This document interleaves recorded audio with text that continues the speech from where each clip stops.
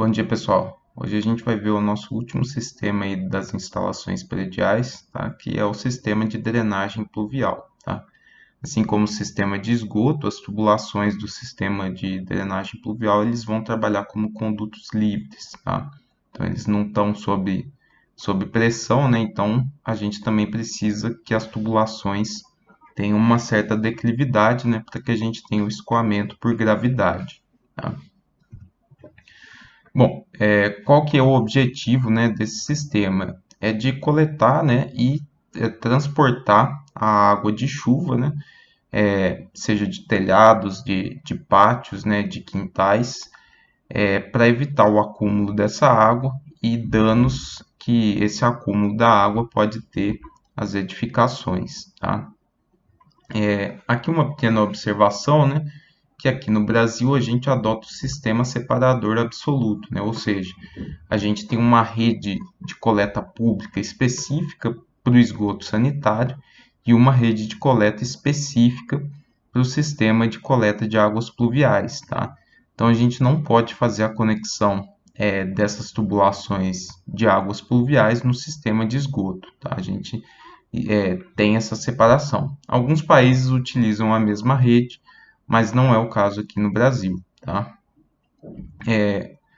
Então o sistema ele não pode ter nenhuma interligação com nenhum outro tipo de tubulação, né? Principalmente a de esgoto aí, permitir que seja possível fazer a manutenção rápida desse sistema, que sejam estanques, né, e sejam resistentes às variações climáticas, tá? Como são tubulações que ficam expostas, a gente tem que escolher um material que seja resistente aí ao longo do tempo, porque ele vai ficar sujeito ao sol, chuva, frio, calor, enfim, ele tem que ser resistente.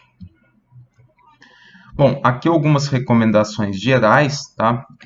Em casos de edifícios que tenham uma laje, a laje tem que ter uma declividade mínima de 0,5% para garantir o escoamento até os ralos previstos, né? E se for o caso, né, essa laje tem que ser subdividida, né, para que ela tenha mais de uma área com declividade, né? Essa declividade pode ter sentidos diferentes, tá? E para evitar que a água escoe, tem um volume de água escoando muito alto numa única direção, né? A gente pode dividir essa laje em duas ou mais pequenas áreas, né, com declividades diferentes, drenando para ralos específicos, tá? Essa aqui também é uma observação importante, que a drenagem deve ser feita por mais de uma saída, tá? A não ser que seja um caso muito específico. Por quê? Para ter uma garantia de que a água vai conseguir sair do terreno, tá? Se por algum acaso uma das tubulações fica entupida, né, ou tem algum outro tipo de problema, a gente ainda consegue transportar a água da chuva pela outra tubulação, né? E aí evita esse empoçamento, tá? Então, como forma de segurança, a gente sempre projeta duas saídas do sistema de drenagem para o sistema público, tá? Aqui, como eu já falei, né, quando necessário, a cobertura seja subdividida, tá? E os trechos da linha perimetral da cobertura, né, tem que receber a água através a água que vai escoar por essa declividade, né, elas têm que ser dotadas de calha para que essa água seja coletada, tá? A gente vai ver como dimensionar essas calhas. Bom, aqui eu coloquei um exemplo do que acontece, né, quando a chuva cai numa edificação, tá? A princípio, né, a hora que a água cai no telhado, ela começa a escoar pelo telhado, tá? Mas nem todo o volume de chuva que realmente cai da atmosfera, né, ele vai cair aqui no telhado, tá? Parte bate no telhado e já evapora quase que instantaneamente, tá? Parte vai ser interceptada por árvores próximas à edificação, tá? E parte pode ser infiltrada, né? Se eu estiver fazendo a drenagem aqui do jardim, né? Parte pode ser infiltrada para o terreno, tá? Então, do total precipitado, né, uma parte vai evaporar, outra parte pode ficar armazenada, né, nas árvores ou em outros locais, enfim.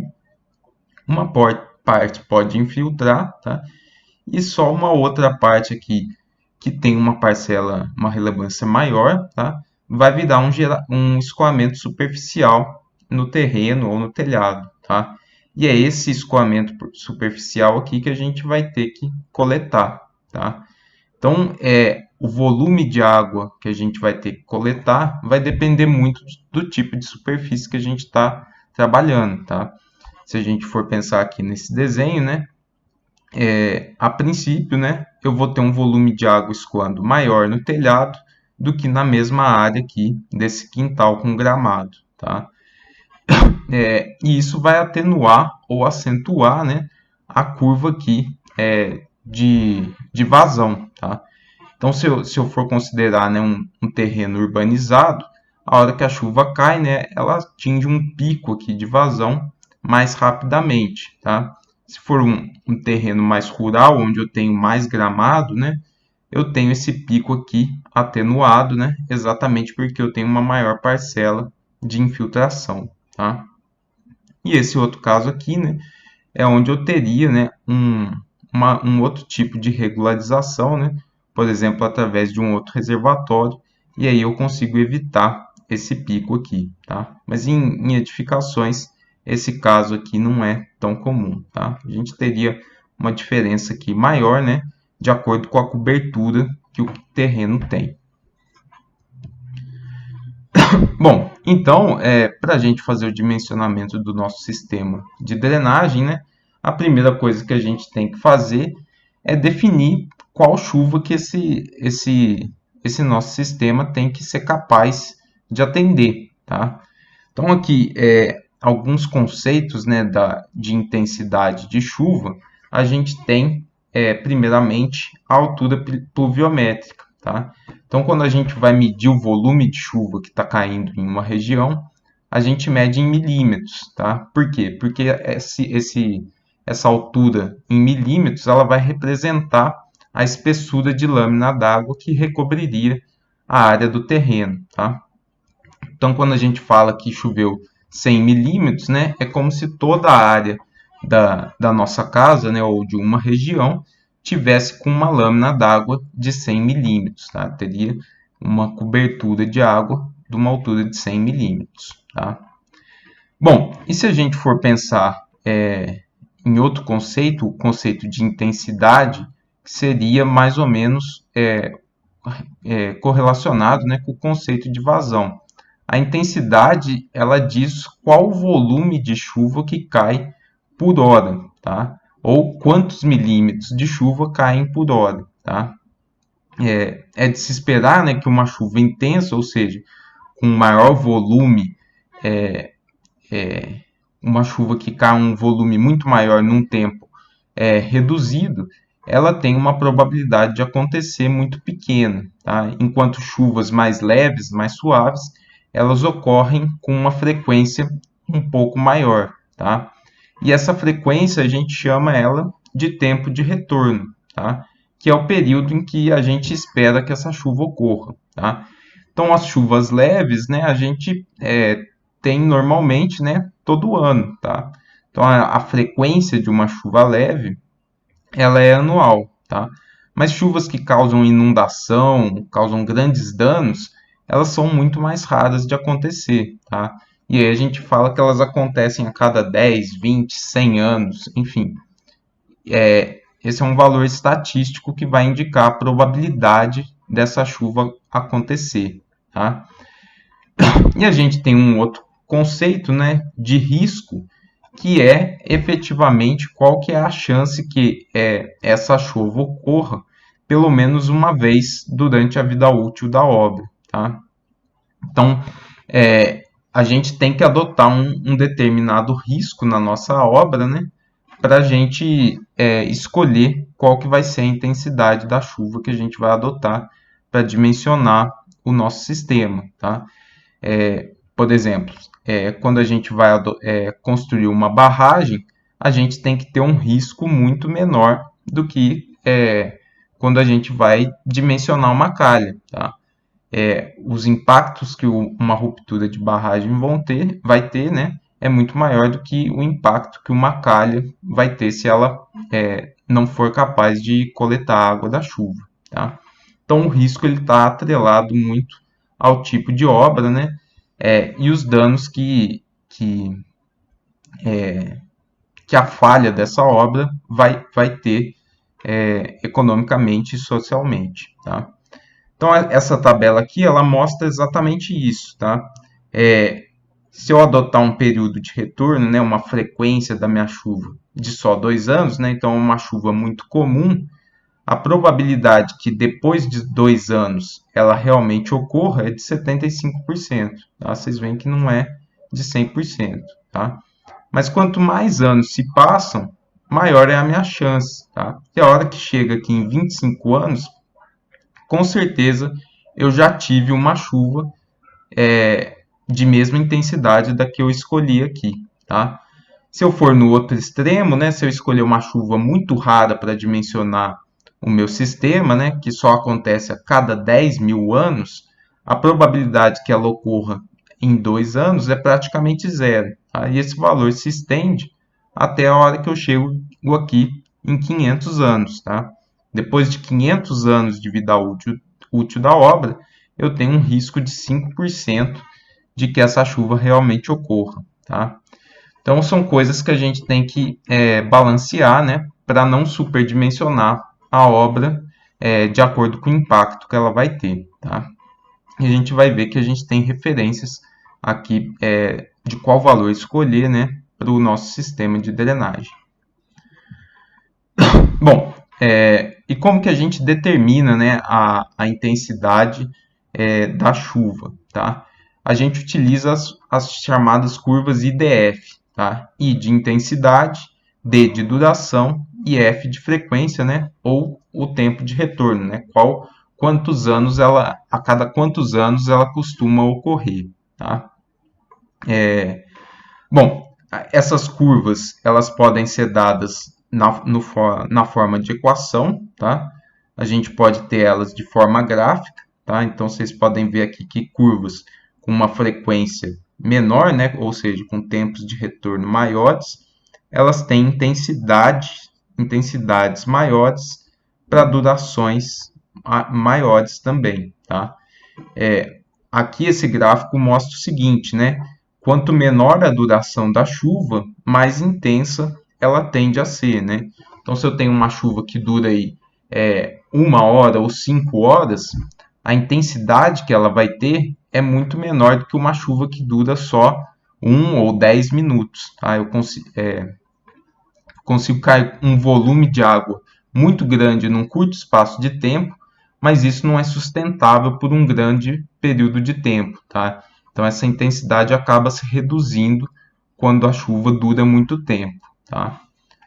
Então a gente pode utilizar a equação, o gráfico, ou então a gente tem algumas tabelas também, né, para várias localidades do Brasil, né, que vão dar a intensidade pluviométrica para a gente, tá? Para diferentes períodos de retorno, tá?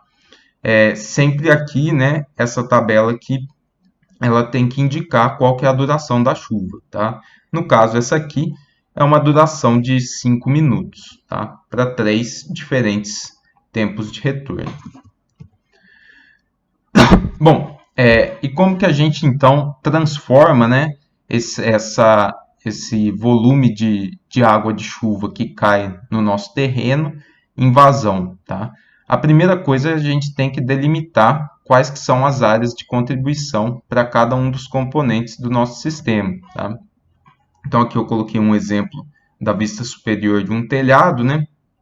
Eu posso ter 4 áreas aqui de drenagem, tá? Eu tenho que definir aqui a área de cada uma delas, né? Porque elas vão escoar para diferentes locais, né? Cada um desses locais aqui vai ter um sistema próprio para coletar a água que está escoando nessa direção, tá? Então, a primeira coisa que a gente tem que fazer é definir tanto a direção, né, que é o sentido de escoamento em cada uma das áreas, e o valor da área específica de cada uma delas, tá? Bom, feito isso, a gente tem que definir qual que é o risco admitido em cada uma das áreas. Então, a gente tem que escolher o tempo de retorno que a gente vai utilizar para calcular a intensidade da nossa chuva, tá? E aí a gente tem algumas recomendações da norma, tá? Em áreas externas que a gente pode ter um determinado impulsamento, nosso tempo de retorno é de só 1 ano. Coberturas e terraços de 5 anos, né? E onde a gente não quer ter nenhum tipo de empossamento, 25 anos, tá? Ou seja, quanto maior o impacto negativo que o empossamento vai ter, né? Maior o tempo de retorno da nossa chuva, tá? Ou seja, a gente vai considerar que o nosso sistema ele seja capaz de coletar a água de uma chuva cada vez mais intensa, tá? Bom, a duração da nossa chuva a gente sempre considera uma chuva de 5 minutos, tá? E aí a gente calcula a intensidade através de uma das formas que a gente viu no slide anterior, né? Com a curva IDF, tá? Sabendo a intensidade, né? De acordo aqui com o período de retorno e com a duração da chuva, tá? A gente pode calcular a vazão pelo método racional, tá? O método racional ele utiliza essa fórmula aqui, né? Onde a gente vai encontrar a vazão de projeto em litros por minuto, tá? A gente precisa determinar esse coeficiente C, que é o coeficiente de escoamento superficial, tá? Ele vai depender do tipo de área que a gente está trabalhando, né? Então, o exemplo inicial lá, uma área de um telhado ou de um quintal, tá? Esse valor desse coeficiente C vai variar de acordo com a cobertura, né? E é a intensidade da chuva que a gente acabou de calcular aqui, né? E a área de contribuição é a área de cada uma dessas partes aqui, que a gente já subdividiu, tá? Então, utilizando essa equação, a gente sabe qual que é a vazão que a gente tem que coletar em cada uma dessas 4 áreas aqui do telhado, tá? E isso a gente faria para o terreno também e qualquer outra área da edificação.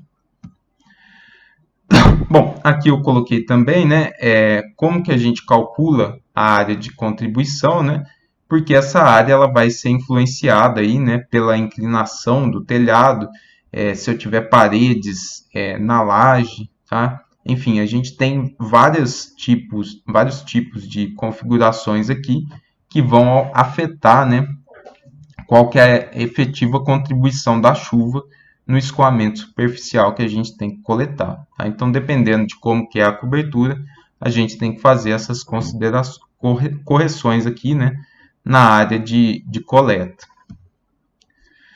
Bom, como eu já comentei, né, o coeficiente de escoamento superficial, né, que é aquela variável C do método racional, ele vai depender do tipo de cobertura que a gente está trabalhando, tá? Como segurança, a gente pode adotar sempre o valor de 1, que nesse caso a gente está considerando que toda chuva que cai na superfície ela vai ser transformada em escoamento superficial, tá? Se a gente não precisar de tanta segurança, né, a gente encontra várias tabelas desse tipo aqui na literatura, tá? Que vão falar para a gente qual que é o valor de C, né, de acordo com a cobertura do terreno. Bom, e aí a gente tem que fazer o dimensionamento das nossas tubulações, tá? A gente vai ter 3 principais tubulações, né, que são as calhas, que vão fazer a primeira coleta aqui da água do telhado, tá? A gente vai ter os condutores verticais, tá? Que vão transportar a água da calha até o nosso condutor horizontal, né? E esse condutor horizontal, ele faz a coleta tanto da água aqui do telhado, né, através da conexão com o condutor vertical, quanto da água que cai no terreno em si, tá? E aí no terreno a gente tem que projetar alguns ralos, né, ou caixas de areia para a água entrar no nosso condutor horizontal diretamente, tá? Assim como no sistema de esgoto, né, a gente também tem caixas de inspeção ou caixas de passagem, tá? Sempre que a gente tiver alguma mudança de direção, declividade ou diâmetro, tá? Que são pontos onde a gente tem maior chance de entupimento, tá? E a gente também projeta uma válvula de retenção no final do sistema, né? Para evitar um refluxo, né? Caso o coletor público esteja operando sob pressão e a água não retorne para a nossa área, tá? Lembrando, né, que o nosso condutor horizontal ele vai ser conectado no coletor público, mas a gente tem que trabalhar pelo menos, né, com 2 condutores sendo conectados no sistema de coleta público, tá? Por uma questão de segurança. Bom, então como eu já comentei, né, a gente tem que dimensionar as calhas, tá?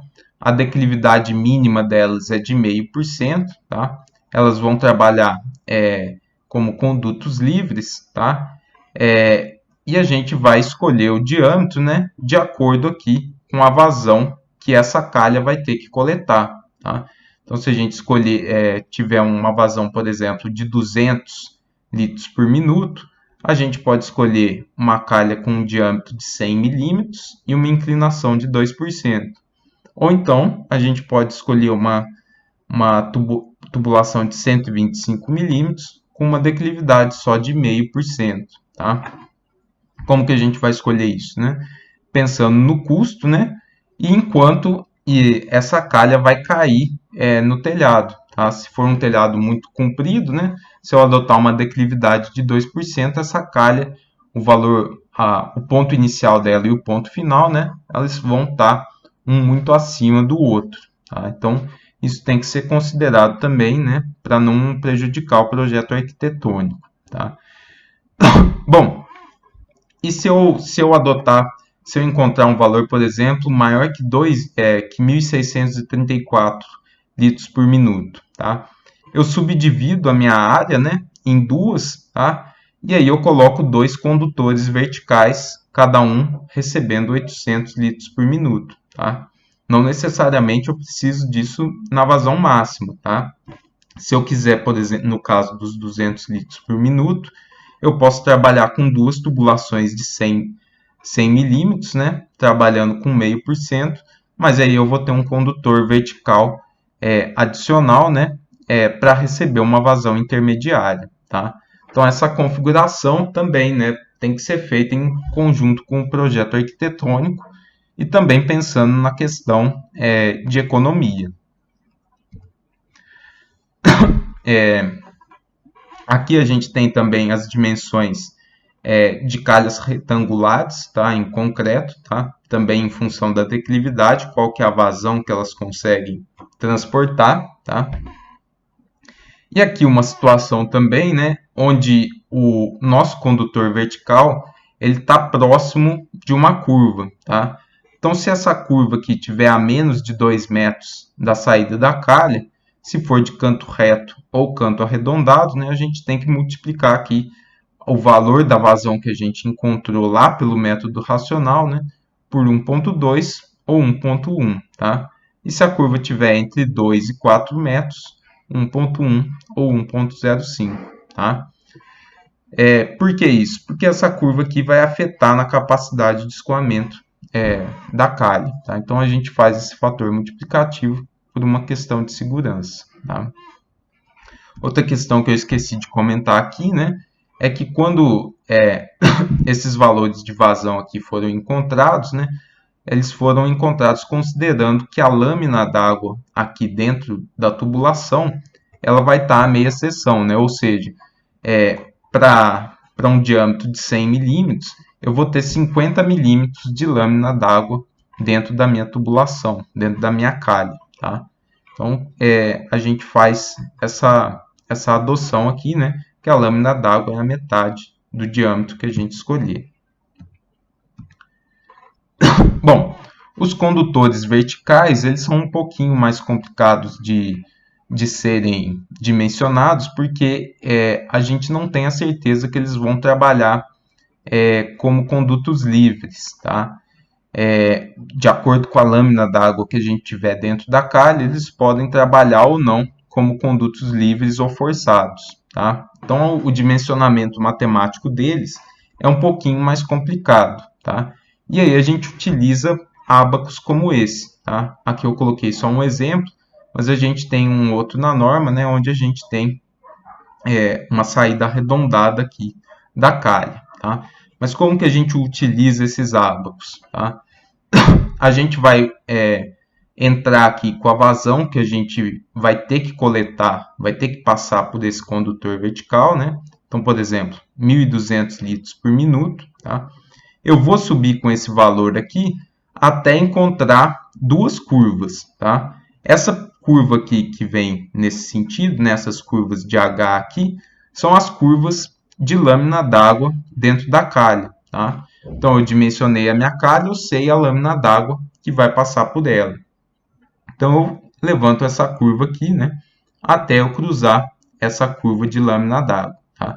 Se ela não cruzar, né, então, por exemplo, se a lâmina d'água que eu calculei for de 100 milímetros, ela não vai nem chegar a cruzar aqui nesse ábaco em 1.200, tá? Mas se ela for 80, né, ela vai bater mais ou menos aqui, tá? Então, de acordo com essa curva, né, meu diâmetro teria que ser um pouco acima de 80 milímetros, tá? Mas eu tenho que bater também nessas outras curvas aqui tracejadas, tá? Que são as curvas de comprimento do meu condutor vertical, tá? Então, eu sei a altura desse comprimento, desse condutor vertical, né? Esse comprimento aqui. Eu subo com o meu valor de vazão até essa curva de comprimento também, né? Então, se, por exemplo, ele for só de 1 metro, né? O meu valor de 1.200, ele vai bater aqui, né? E me diz que esse é um condutor vertical que precisa de um diâmetro de 100 milímetros, tá? Bom, dentre os dois valores, né, é óbvio que a gente escolhe o maior por uma questão de segurança, tá? E se a gente encontrar algum valor quebrado, né, como no primeiro caso de 82, a gente escolhe o diâmetro comercial imediatamente acima, tá?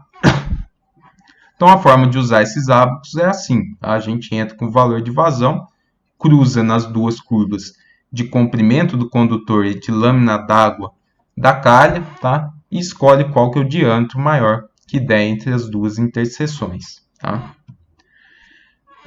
Bom, uma outra forma da gente determinar o diâmetro do condutor vertical, né, é utilizar esse método simplificado aqui, né, que a gente costuma utilizar para chuvas de até 150 milímetros por hora, tá?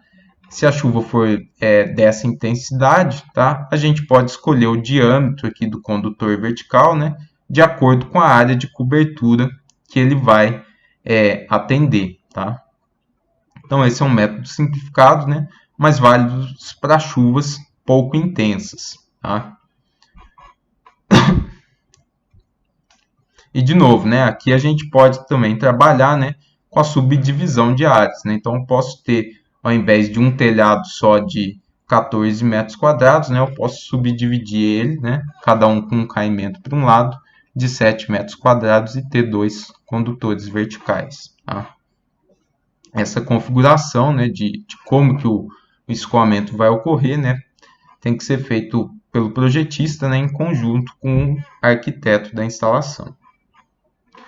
Bom, e por fim, né, a gente tem o nosso condutor horizontal, tá? No nosso condutor horizontal, a lâmina d'água que a gente considera é de 2/3 do diâmetro, né? Na calha a gente considera que é metade, né? Aqui a gente considera que ela trabalha com um pouquinho mais de água dentro da tubulação, tá?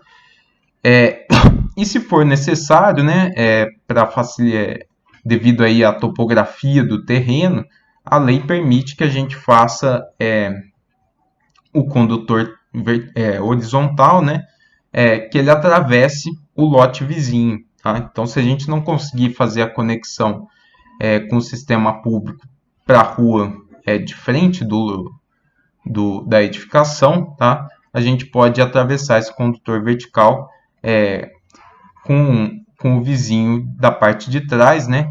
E jogar a água na rua de trás da edificação, tá?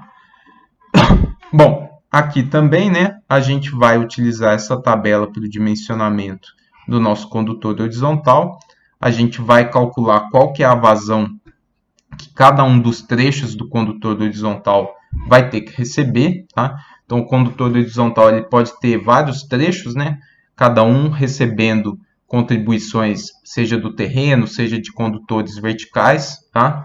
E essa vazão pode ir aumentando, né, conforme ele vai se aproximando do ponto final, tá? Então, inicialmente ele pode receber a contribuição só de um condutor vertical, no meio ele recebe outro condutor vertical, né? Então eu somo as vazões no próximo trecho, né?